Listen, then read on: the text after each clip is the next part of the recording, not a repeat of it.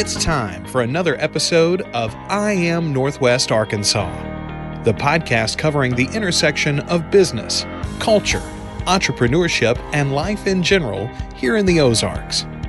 Whether you are considering a move to this area or trying to learn more about the place you call home, we've got something special for you. Here's our host, Randy Wilburn.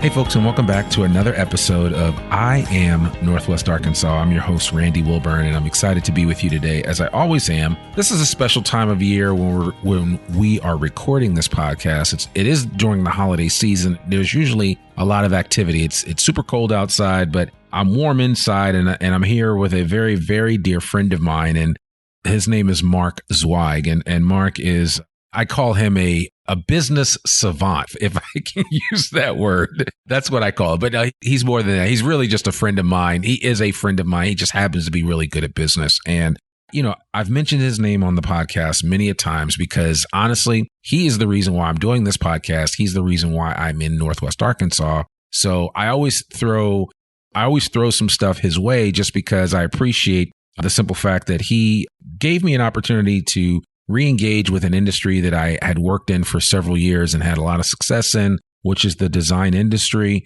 He was the owner of Zweig White & Associates, which then became Zweig Group, a company that he pulled out of the embers and ashes, if you will, back in the early 2010 thereabouts and restored it. And now it's doing fabulously well under the leadership of Chad Kleinens and Jamie Claire Kaiser and so many others that are over at that organization. But you know, Mark has forgotten more than most of us know when it comes to business. So. I've forgotten a lot. I'll give you that.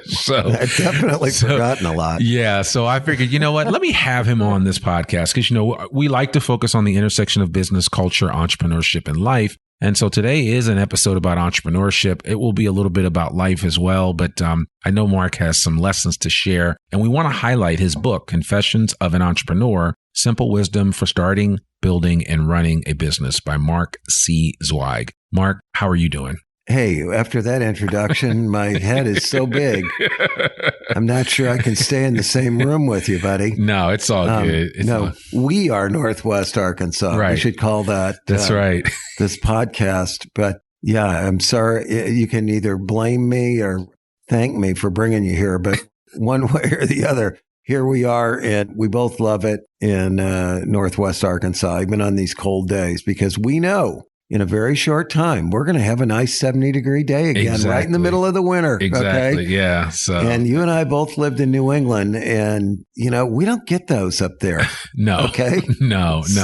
I tried to explain to somebody, for those of you that are just moving to Northwest Arkansas, what you don't have to worry about is multiple successive days of like 10-degree weather or like sub-zero weather. Yeah. But I remember one January in 2005, right after my son was born, it never got above zero for 38 days in a row. That sounds like hell on earth, buddy. I'm sorry. It really does. I remember, well, when we sold the business in September of 2004, it was the first winter I was really home a lot when we lived up there in Boston, not from there originally, but lived there for 16 plus years. And I was like, oh my God, this is what you people are going through? Because I always traveled so much. I'd be in California, Florida, Texas, all these places where it was warm. And it was just like, we got to get out of here. So, yeah, well, you certainly made the right decision. And, you know, I was actually just up in New England a couple of weeks ago, and it's always nice to visit up there. There's family up there. There's great seafood up there. There's a lot to have. There's a lot to do up there. And I always tell people, if you're going to visit in the summertime or in the fall. Fall foliage is absolutely amazing.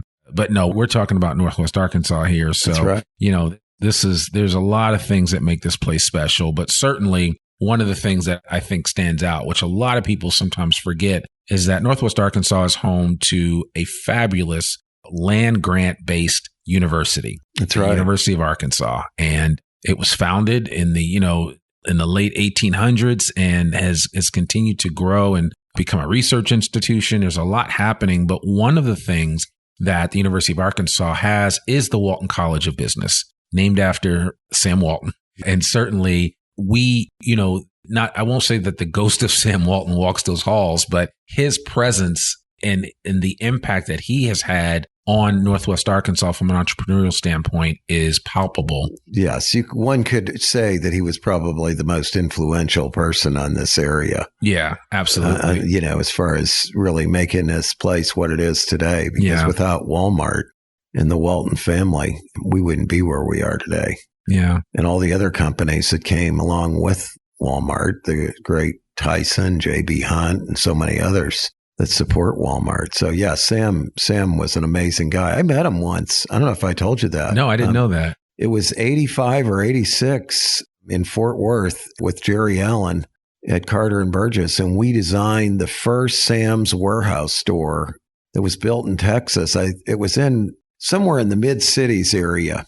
And we went to the grand opening of that thing. We didn't do the whole store. I take that. We did the site engineering for the store. Okay. But we got to see the full dog and pony show with Sam Walton. And, it was like a vaudeville act back then. It was a big deal. It really was unbelievable. Yeah. And I was so impressed with his posture. That's what I remember. The guy my dad would have loved him because he had good posture. Yeah. Yeah. Well, I mean, I read his biography several years ago. Then I reread it once I moved here, right? Because I wanted to have a better understanding. Yeah. And there's some amazing stories in there about just his ability he had staying power. Like he would go someplace and be there from sun up to sundown. He would do what he had to do. I mean, nobody could keep up with him when it came to visiting stores, to connecting with vendors. And, he was an unbelievable guy. Yeah, he really was. He was super motivated, and he was a man of the people. He really tried not to differentiate himself from everybody else by his cars, his old truck, the way he dressed. I just remember seeing him. He had a magic marker written button that said Sam on it and Walmart pants and Walmart shoes. And, he just was a down to earth guy. But anyway, he certainly gave an enormous gift to the Walton College. Well, his family did. Yeah. It was renamed the Walton College of Business. And in any case, I don't know if Sam was still alive when that gift was made or not. That's terrible. I want to say he passed away in 94. I thought it was some 94 or 97. I don't remember. But in any case, the gift was made, and it has definitely put the Walton College, gave us a tremendous, resource base, and many others have given since. And we just continue to grow. When I started teaching there in 2000, I think it was January of 05 is actually when I started teaching, but it was either 04 or 05, fall of 04 or spring semester 05. But it's one of the things that happens when you get old. As you said, I've forgotten a lot. Right.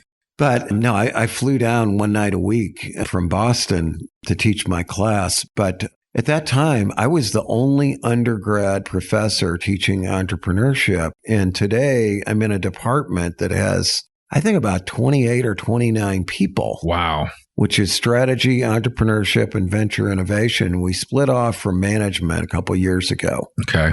And it's just so much going on at the Walton College. I mean, we are just doubling in size every 2 or 3 years. It certainly feels like that. We have so many new students and so many new offerings and so many new programs, like our outdoor recreation program where people can get a degree and specialize in outdoor recreation businesses. Retail, as far as supply chain, number one in the United States. Yeah. For supply chain. We've just got some really great people and we're just getting better all the time. Yeah. Really great MBA program. We've got a PhD program, and we're doing so much for our students. Those who want to take advantage of the opportunities really have a lot of resources now. Yeah. What is, do you remember the original call that you got, or I guess, did somebody just reach out to you and say, hey, would you want to come to? Oh, no. I'll tell you how I got this gig. When I knew that I was selling the company back in 2004 to the private equity firm, I wanted to be a professor. But before I started that company, I was either going to start that business or I was going to go back to school and get my PhD. That was my plan all along. But I was kind of forced into starting the business rather unexpectedly, let's say. So I didn't go get the PhD. But no, that's what I wanted to do. So I started looking around And I had connections at Georgia Tech because I taught down there for a week every year. I had connections at KU. I had a friend of mine who was the dean of the School of Architecture there, and I was on a board with him at John Gaunt at Ellerbe Beckett. I had connections for University of Missouri, Columbia, where my brother was on the medical school faculty. He just retired as the dean of the medical school there a couple months ago. I had connections at University of Wisconsin in Madison. And so those were the places. And then here, of course, I was on the board of the College of Business of SIU Carbondale. And while I was there, we hired a guy named Dan Worrell. Dan knew Doyle Williams, who was the dean of the College of Business here. He had done an AACSB peer review on, I don't know if he either did one with Doyle or did one on the Walton College. So Dan and I became friends, and Dan put me in touch with Doyle Williams. And so I spoke with Doyle. Well, I was down here. Ex-wife's family lived here in Northwest Arkansas. They lived in Bella Vista. They live in Fayetteville now. But and so we came down here to see him, and I went by and saw Doyle Williams. And, Doyle said, well, next time you're here, come see me. So I did, and he hired me on the spot. And that's how I started teaching here. I just had one class. I was adjunct, and one night a week. And we bought a house here in 2004. And so it really worked out well for us. I was working on that house, redoing it. It was the guy it was A.L. Trent's house. It was kind of a famous guy here in Fayetteville. Used to be called Wilson Park, or City Park, used to be called Trent's Pond. Mm-hmm. We had Trent's house. And so I would fly down here. I would teach my class on a Monday night, work on the house for a couple of days, and then go back. And it just worked out really well. I really sort of figured out that Northwest Arkansas is just a super entrepreneurial area. We've got everything here. I always say we're not the best for any one thing, but we're the best overall quality of life. Yeah. It's just so easy living here. I mean, when you think about the traffic, the air quality, the water quality, decent public school system, it's an entrepreneurial area, and people are generally really nice here. Yeah. I was just talking with my wife about that the other day. It's like, how many people can claim they go into the post office and they like the people behind the counter? I like them here. Yeah. They're all really nice. They chat you up. They ask you questions. And when they ask you questions, it's not just as a matter of course of just conversation. It's like they legitimately want to know. Yeah. Like, it's like, oh, you're serious. You want to know what plans do I have for the holidays? Well, this is what we're going to do. And then you start. It's true.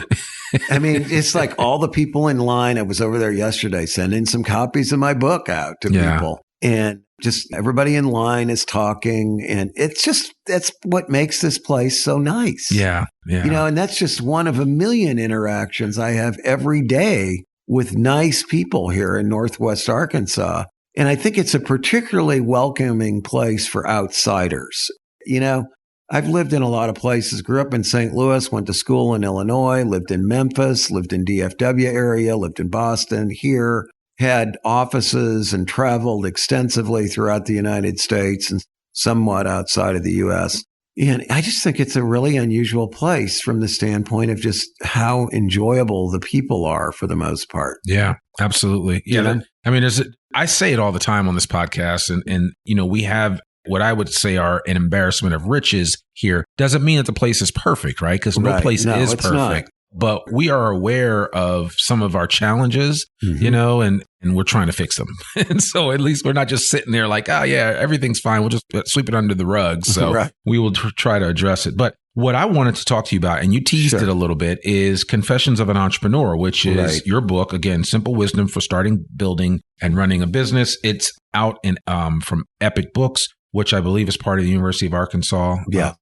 So it's a press there. And, this is, for those of you that are listening to this, I'm just familiar with Mark's writing for years. And it's one of the reasons why we even started a podcast with the old company that he was an owner of, Zweig Group. We started a podcast there called the Zweig Letter Podcast, just to highlight his writing and just give him, just to amplify his voice. But Mark's a fabulous writer, and he finally wrote an all-purpose, what I would call general practitioner's handbook for how to get a business started. As I read through this book, I realized that there is a little bit of quality information under every subject that you talk about in here, which is really kind of, it's kind of helpful. Man. Yeah, no. And I want to just read one of the, how when you do these books, you typically reach out to people and say, hey, will you read this book? Will you write something about it?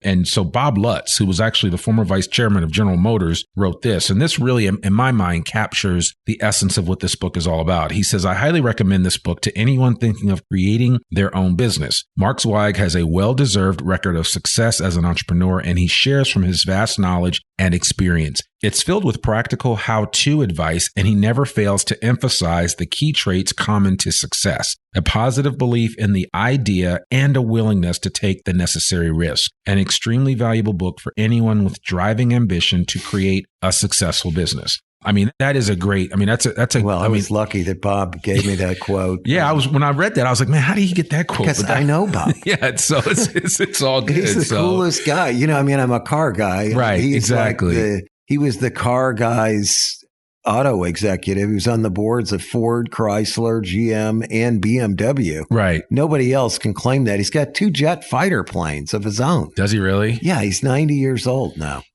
I love that. He wrote a great book, by the way. It's called Car Guys versus Bean Counters. Oh, okay. And basically what's wrong with the auto industry, in his opinion, was the bean counters took over. Yeah. Instead of people who had a real passion for cars, which he always had. Sure. And I there's a lot of truth to that. There is. I think in the auto industry, it's in a very unique place right now. It's really going through a renaissance. It is. It really is. When you think of the number of electric vehicles that are going to be made in this country over the years, and how even GM right now is everything. Like the Chevy Bolts is one of the most popular electric vehicles out now. But you can't park it over there at XNA. When you go to check into the parking deck, it says if you have a Chevy Volt, really, they won't let you park there because they catch on fire, I think. Oh, okay. So it's one of the Chevy electric cars. I hope I'm not speaking out of turn. Right. Well, I know Bob was big on the electric vehicles. Yeah. But the back on the book though, it's always been a recurring theme with me, so forgive me if I sound repetitive here, but I think there are so many misconceptions about what entrepreneurship is and needs to be. I think most people think that you have to start a new business.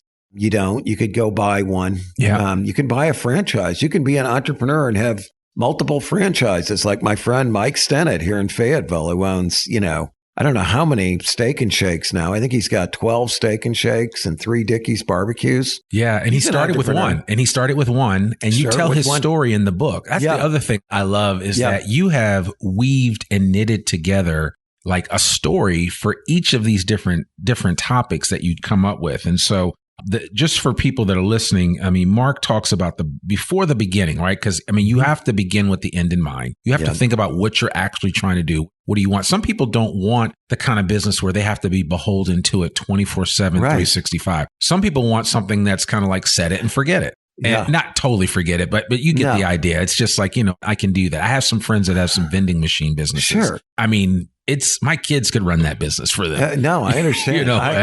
It's that straightforward. So, but you're right though. Well, people start businesses for a lot of different reasons. Yeah. And that's another one of the misconceptions that is a pet peeve of mine, is the idea that, well, if I have a business, you're going to be a slave. You can't have any family life. You won't do anything else. And you see these, quote, startup gurus preaching this stuff. Yeah. And I won't argue that there are some people who have done that, who've been unbelievably successful. You could take a look at Elon Musk and 120-hour work weeks or whatever. But I don't think it's necessary. I do think there's plenty of businesses that people can create that will create good jobs and give them the lifestyle that they want and do something good for society, where they don't necessarily have to kill themselves and can still have a life. In fact, to me, the best aspect of business ownership is that you can have a life. Right. Okay. Right. That's the best part about it.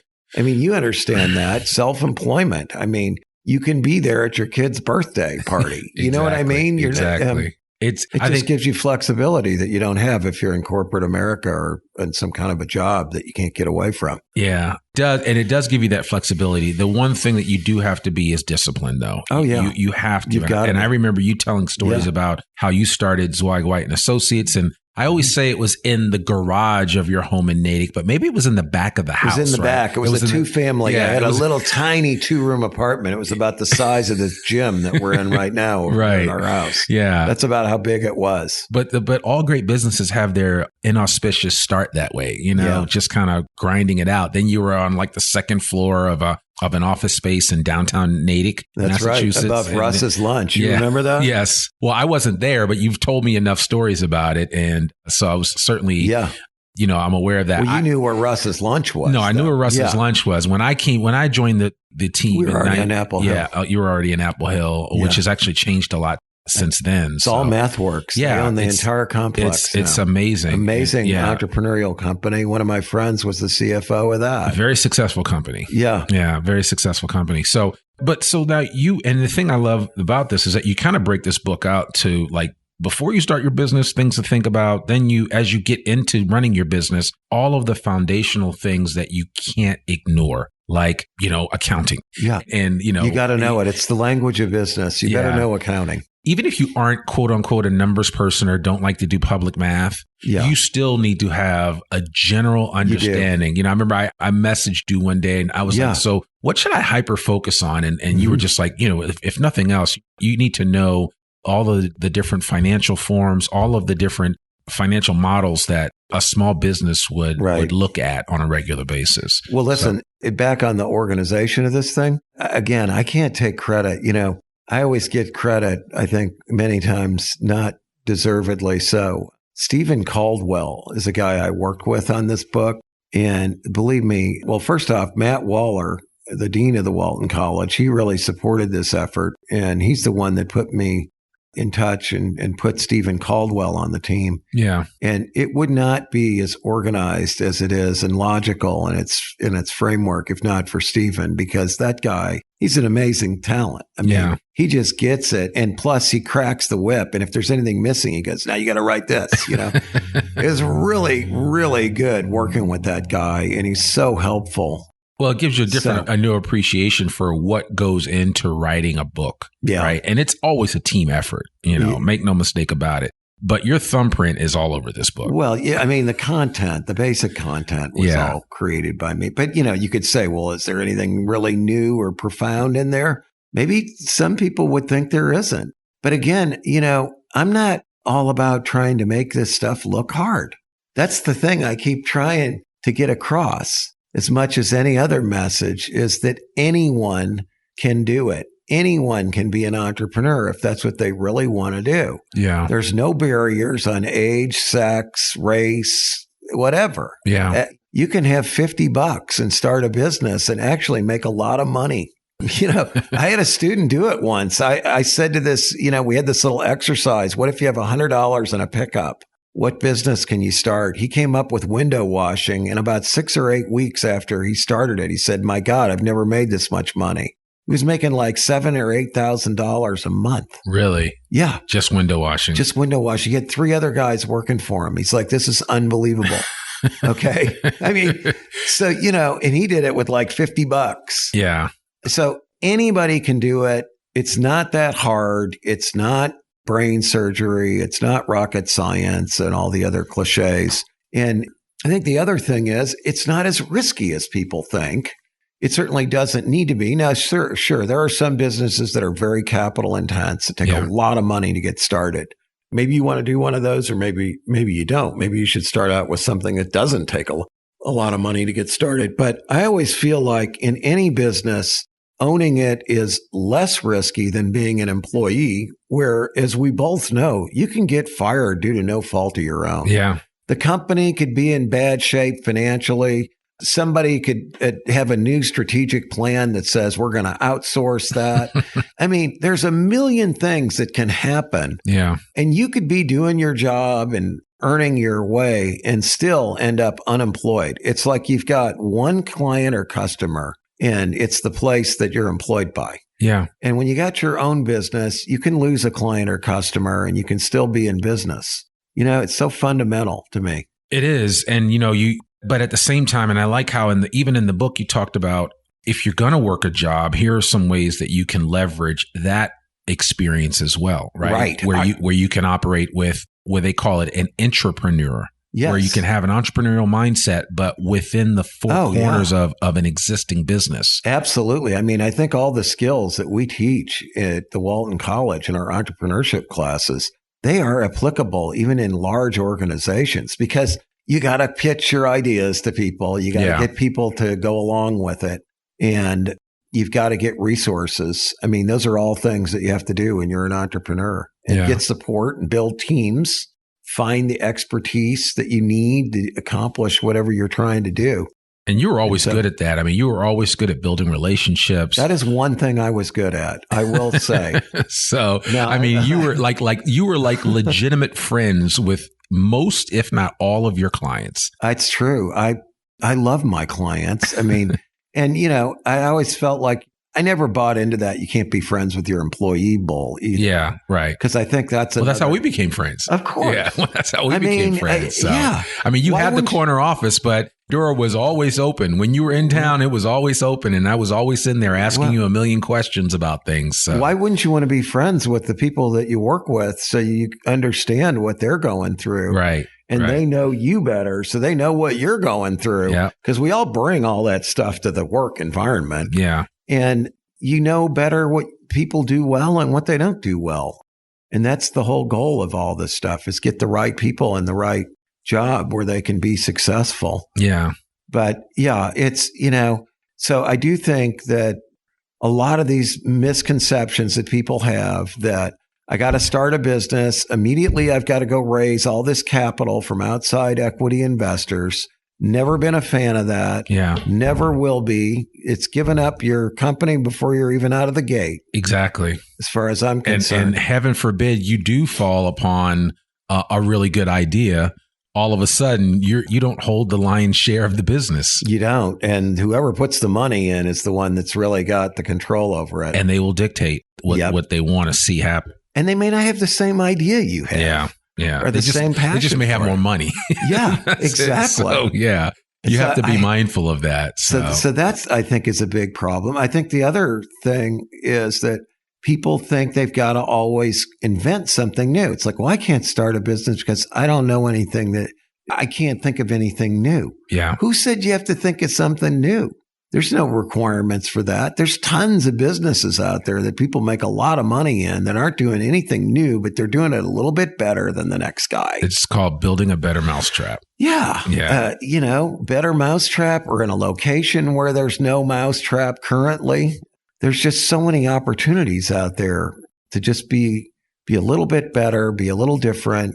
I think the difference where the rubber meets the road is for individuals listening to this, it's really the execution of things. Yes, I really believe you have to execute properly. And when you are trying to execute and you don't have a group of advisors and other people that you can lean on for advice or guidance, that's when you run into problems because, you can't build a business in a vacuum. No, you can't. It doesn't work. And you're so right about that. I mean, we were just going back and forth on Twitter the other day about that, on, what's more important, inspiration or execution. And my friend David Penzias, he was the founder of Wellesley Information Services. I mentioned him and his wife in the book here. And I was talking with David the other day. And David's like, it's like 10% inspiration and 90% execution. He goes, no, it's about 2% inspiration and 98% execution. It's so true. There's, I never minded sharing my plan with people. I was never worried somebody's going to steal my idea. I think again, though,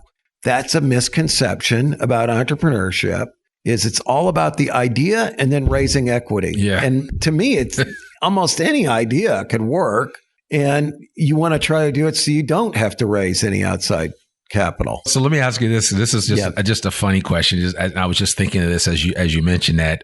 Do you remember, and maybe it didn't happen, I don't know, but do you remember the first time that one of your students, when you asked them to tell you about their business, asked you to sign an NDA before? Yeah, I do.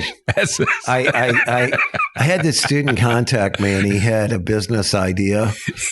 And I said, okay, I'll meet you. You know, he wanted to talk to me. He wasn't my student, but he's a student. And I meet with a lot of students who are not my students. Right. They seek me out. I go, sure. So we sit down over there at Slim's outside Founders Hall. And the guy's like, well, first I need you to sign an NDA. I go, you're kidding me, right? He goes, no, that's what my lawyer insists that you do. I said, I'm out then.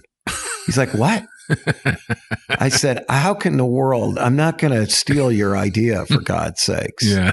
I mean, you're so little trust. That would be so unethical. Yeah. And I said, I see a million ideas. Okay. Yeah.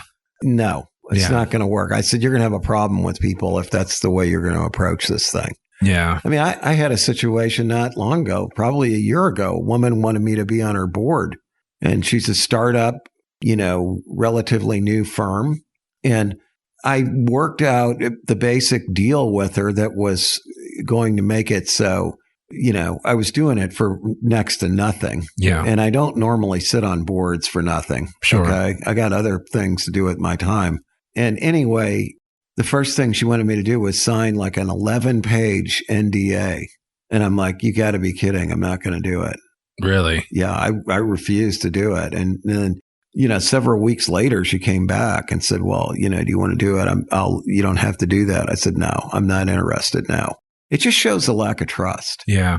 Yeah. I'm just not interested in that. I know people think that they have the next Apple idea or the next IBM or Microsoft or whatever, but it's not in this day and age. The next Airbnb, the next Airbnb, Facebook. The next Facebook, Right. the Facebook. So Right.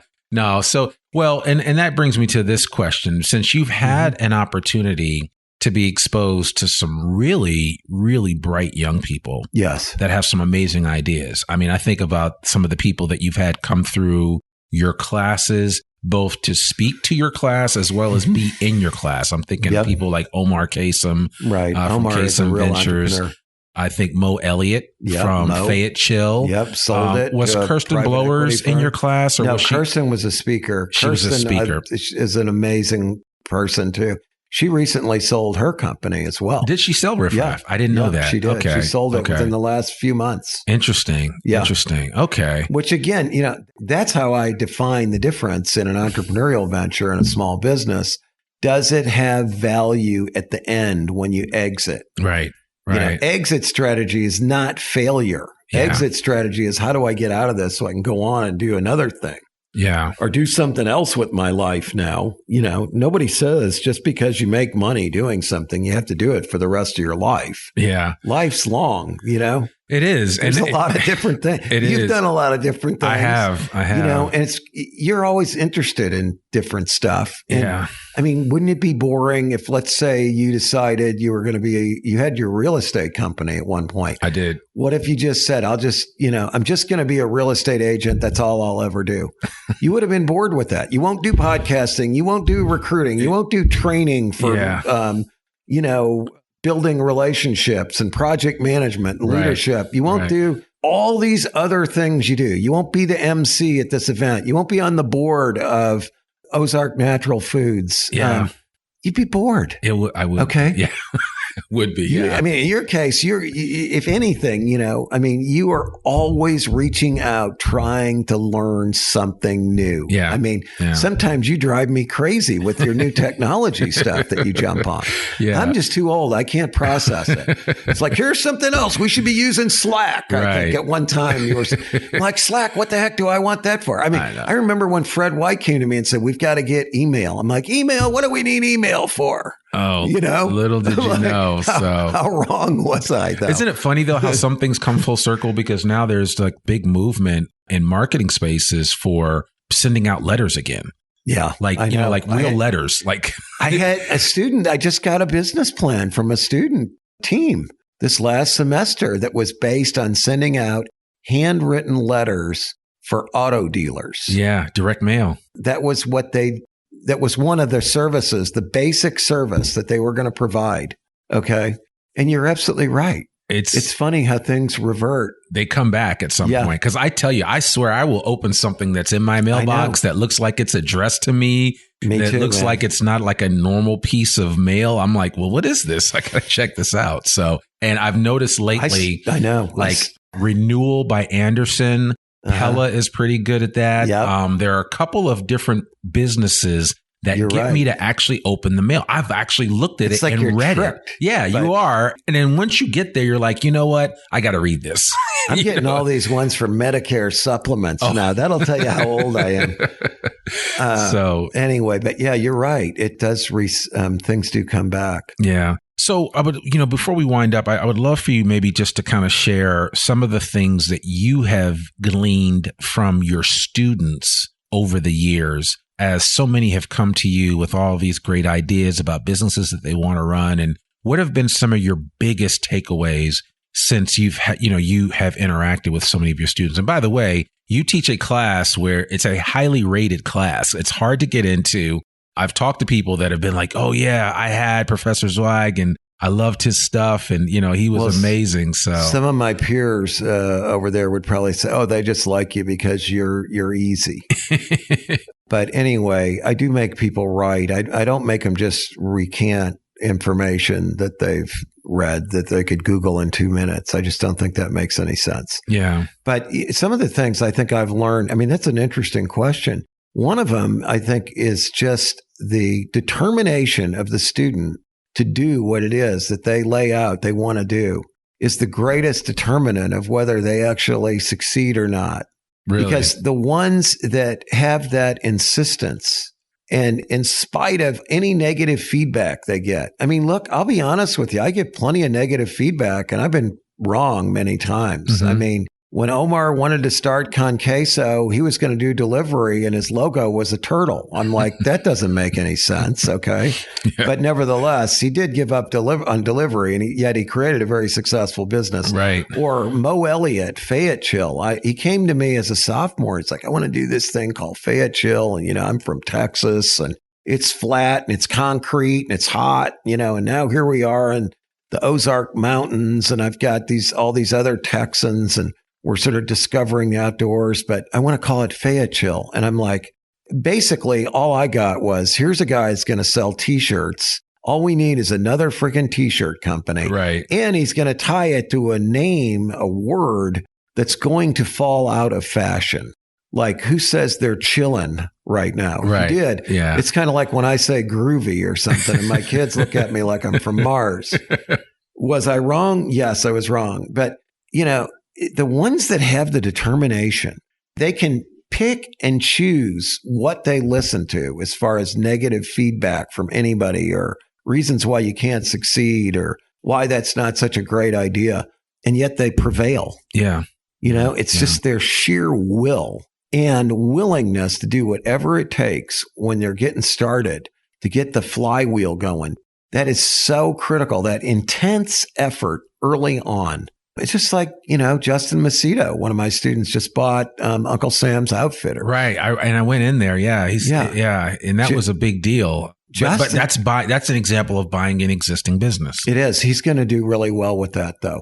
Yeah. He's got just the right attitude. He's totally committed to it. He can throw all his time and energy and effort. He said he put all of his due diligence into like studying the market and looking at what were the areas of weakness and how he could improve upon what was already there. And and he was quick to correct me too. And I was like, is that just an Army surplus place? He was like, no, we're more than that. So that's right. We have that, but we have so much more. He's basically got like two markets they really serve there. Yeah. The Army surplus is part of it. And then just basic outdoor enthusiast market. Yeah. That's, and that's going to grow. It's just the intense desire and willingness to do the work that it takes.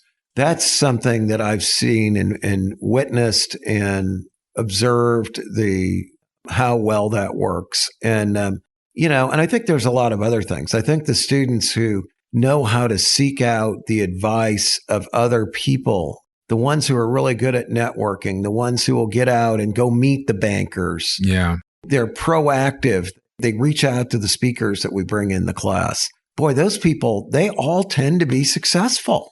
Yeah. And it's always a handful. Like you've had me come and speak to your class on just kind of building something from scratch. And I always tell the story of I Am Northwest Arkansas and why I built this podcast in the first place, which has now become a business. And, you know, I have sponsors like Signature Bank. So speaking of banks and having those relationships, I talk ad nauseum. And that's one of the things that I mention is the importance of relationships. Right. Having a banker that you can go to, somebody like a Gary Head that you can just call up and ask a question and say, hey, what do you think? Does this make sense? And he'll tell you right away, yes or no. And, you know, at least you can get a qualified response, because just talking to the peanut gallery that you're surrounded around, which sometimes might be the wrong group of people to go to for advice, is not the answer. You have to surround yourself with people that have kind of been there and done that. And you got to reach out to them. Everybody's busy, but these students who are willing to do that and take the shot and go see somebody, call them, email them, seek out their advice. I mean, it's fantastic. So, you know, that certainly is another really important quality of success. Yeah, it is. And again, it's to me, it's always all about relationships. And I think that is the beginning and the end of it. So it's just, if you are halfway decent at developing strong relationships, it will take you far. And I use this as an example because I basically leveraged your relationship with me to basically bring most of the people that I've brought on. You know, I started early on, and I tell the story all the time. It's like, I used you to get to like the first 10 people that I wanted to have on this podcast. And then you get those people to get to the next. So it was like, you know, so like I had Gary Head on, I had Bert Hanna on, I had all these people that had done amazing things. And the proof was in the pudding in terms of their work ethic and what they were capable of doing. But then I was able to leverage them and build relationships with them that I still have to this day. And, you know, and that's just how you can do it. And it doesn't take long. We're talking 3 years. These are essential qualities. Yeah. It's like you've lived here forever, it seems. Right. You would think, because people are like, are you from here? And I'm like, no, I've been here since 2014. No, I'm not. You're not. So good at that. Yeah. Okay. So, and that is an essential quality. So, yeah. And I think the other thing, you know, the students that I have who are really good at writing, that's another important thing. Yeah. You know, when you think about somebody like Ezekiel Tovar. Who's working. He's a hard worker. He works at Zweig Group. He works at Zweig Group now. He was a student. He's on the board of Bank OC. Yes. And this guy, he'll write handwritten notes after every meeting. He is always so gracious. He makes people just feel good. Yeah. And he is just an amazing guy. And I think that quality is going to really serve him well. It will. He knows how being successful. He knows how to communicate with people. So he's very, very successful in that way. Yeah. So and you know, so yeah, you see great communicators, you see people that are willing to reach out and make relationships with people and get advice from people that they would perceive at a much higher level than them. Yeah. And then you see that just dogged determination to carry through on their vision, their idea. It's amazing, really. Yeah. So basically, if you put that work in, you could ultimately, see the benefit of it at the end of the day. Yep. You have to do it. So you have to do it. Well, Mark Zweig, thank you so much for taking a few minutes to sit down with me.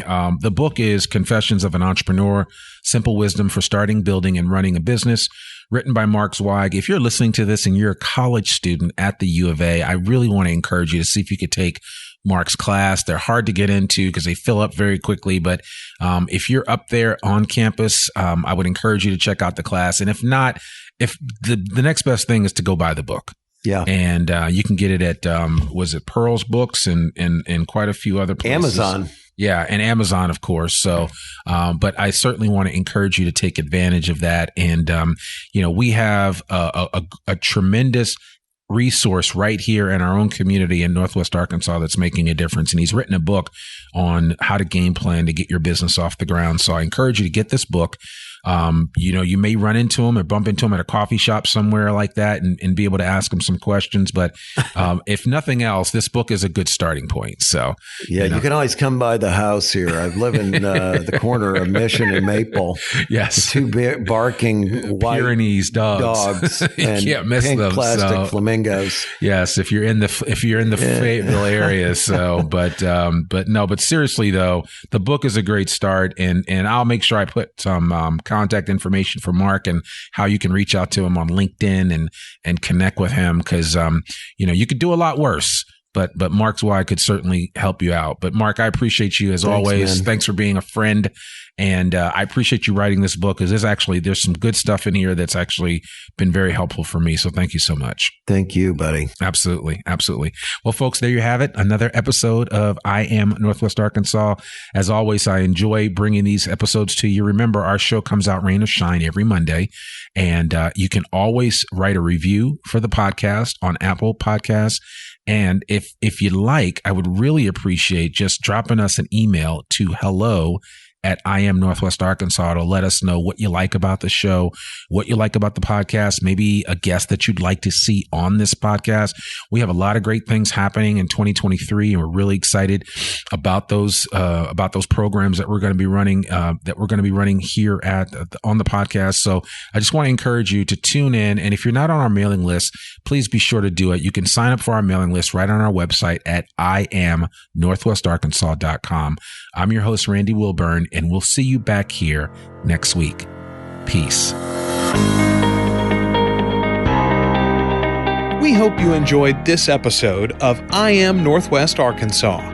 Check us out each and every week, available anywhere that great podcasts can be found.